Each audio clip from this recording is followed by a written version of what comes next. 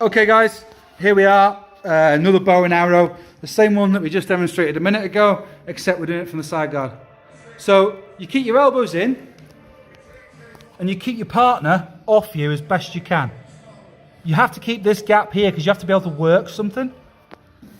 So at this point here, this is his left arm is the arm that's going to be doing the strangle. This is the one that has to come round the back of the head.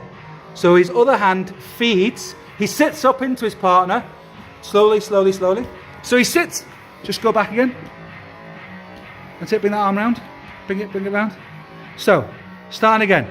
He's going to feed the opposite lapel over the back, grip it with this hand, same as the other one. He's then going to feed this hand around the back of the neck because he needs this wrist to get straight around the back of the neck.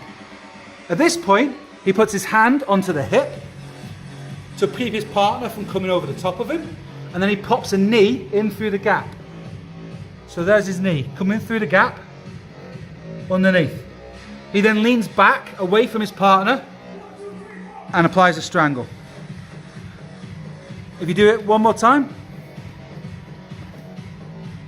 So he keeps his elbows in close to his body. If his elbow comes out, he can be arm locked. He just keeps that elbow in. But he needs to blank his partner from coming in. He needs to stop him from coming in, keeping his body off him. At which point, takes the opposite grip, feeds it round the neck. That's it. Feeds the hand round, puts the knee in, applies the technique. Now, just keep hold, but relax. If at this point, his partner finds a gap, he can get his head round out underneath.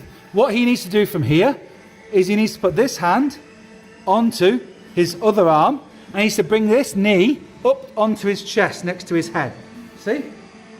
This, when he applies the technique, this stops his partner from bringing his head out. And very important that this guy leans back and puts his hips in. And puts his hips in, because if he does it from this position here, see how his body's at 90 degrees. It's not very strong. He's not going to deadlift from there. As soon as he rolls back, his hips come forward, and that gives him a nice bow and arrow strangle. Okay? Cheers, boys.